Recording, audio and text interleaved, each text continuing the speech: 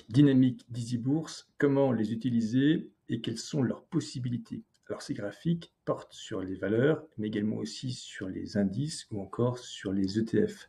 Allons voir une valeur telle que, par exemple, Renault. Je suis sur la fiche de présentation, il y a graphique historique. Cliquons sur graphique dynamique. Donc voilà comment se présentent par défaut ces graphiques-là. On voit qu'il y a beaucoup de droites et de supports qui sont proposés par défaut. Ce sont des lignes qui sont proposées par l'outil. Donc c'est en quelque sorte une certaine recommandation qui peut être faite avec des signaux d'achat et de vente. Ce qui est en vert, ce sont des supports, des droites de support, et ce qui est en rouge, c'est des droites de résistance. Alors je rappelle qu'un support, c'est quand on aligne plusieurs points bas, et plus il y a un nombre important de points bas sur une grande période qui sont alignés, plus le support sera considéré comme solide, et quand la courbe va se rapprocher de cette droite, eh bien, ce sera plutôt un signal d'achat. Et réciproquement, les résistances alignent des points hauts. Ce que je peux voir ici, c'est que ce qui semble bien être un support est devenu en rouge. En fait, c'est le principe de polarité. Quand un support est traversé par le cours, eh bien, parfois il devient une résistance, ce qui est le cas ici. Je peux bien sûr faire disparaître ces lignes-là et je peux dessiner mes propres lignes de support et de résistance. Le graphique est ici présenté sous forme de chandelier japonais. Je peux bien sûr mettre un affichage qui me convient mieux et personnaliser cet affichage. Il est représenté ici avec 100 unités, et chaque unité c'est un jour. Donc c'est un graphique ici qui fait 100 jours à plus de 3 mois. Je peux bien sûr l'afficher par jour, je peux l'afficher sur 10 ans, je peux l'afficher même par tic. Un tic c'est toutes les 15 secondes, bon pour voilà, beaucoup de finesse. Ici je veux également, pourquoi pas, le maximum de possibilités ou d'étendue de temps. Et bien par exemple ici j'ai réussi à l'afficher jusqu'en 1994. Alors la grande force de ces graphiques-là, c'est d'une part qu'on puisse bien sûr comparer chaque valeur entre elles. Par exemple ici Renault avec Peugeot, ou plutôt Stellantis, ou avec le CAC 40. Voilà, le CAC 40 par exemple, qui est là.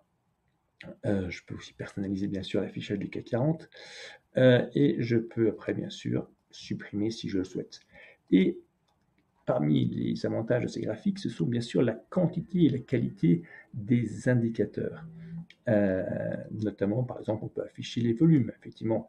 Et quand on regarde une tendance qui est accompagnée de forts volumes, eh ben, ça donne du poids à cette tendance-là. Je peux afficher, par exemple, pourquoi pas, le Relative Strength Index, l'indicateur qui indique la pression acheteuse, quand ça dépasse notamment les 70, ce qui peut être vu comme un signal de vente, et la pression vendeuse qui est forte quand ça va sous les 30, où là, c'est peut-être le moment d'acheter. Voilà, donc toujours là, le nettoyage de son graphique qui est possible. Et ce que je vais peut-être vous montrer, ce sont tout simplement l'affichage avec les moyennes mobiles. Pourquoi pas en affichant des périodes de 1 jour. Donc voilà. Et qu'est-ce que c'est que cette moyenne mobile de SMA 20? Eh bien, ça va lisser ma courbe en mettant les 20 dernières clôtures de bourse. Je vais afficher ça de manière très voyante. Et ce sera une façon voilà, de mieux mettre en évidence la tendance. Et ce qui sera souvent intéressant, ce sera de comparer des moyennes mobiles longues et courtes ensemble. Donc là, j'ai affiché une deuxième moyenne mobile que je vais elle aussi personnaliser pour qu'elle soit très voyante. Voilà. Et voilà. Ah, je crois que j'ai fait les deux choses à la fois.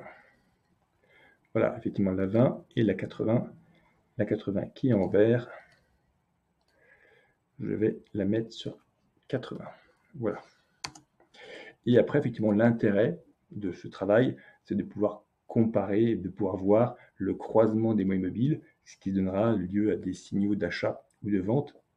Par exemple, ça se croise ici, j'achète, ça se recroise ici, je vends, je ne suis pas positionné pendant un petit espace de temps, je rachète, puis je vends ici. Je ne suis pas positionné ici, je rachète et je vends, j'ai une petite baisse.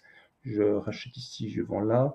Je rachète, j'achète pas ici, j'achète ici, je vends là. Je ne suis pas positionné sur cette baisse, etc., etc. Voilà. Donc, et puis après, ce qui est important, c'est que on puisse trouver des configurations, des façons de voir les choses qui créent de l'intérêt.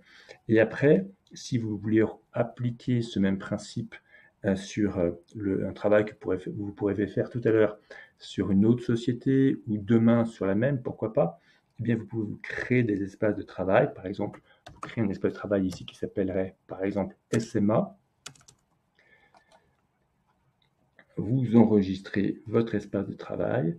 Et puis après, quand vous irez, eh bien, pourquoi pas regarder une autre société, on va dire Sanofi, et que vous voudrez afficher des graphiques dynamiques, eh bien, au lieu de retrouver la configuration que je vous ai montrée par défaut tout à l'heure, eh bien, vous aurez votre configuration préférée. Et puis après, vous pourrez afficher bien sûr toutes les configurations que vous avez pu enregistrer et qui vous plaisent. Vous pouvez sauvegarder les graphiques, les partager, les imprimer. Voilà, j'espère que ce tour d'horizon vous a été utile. Je vous dis à très vite sur EasyBourse. Merci.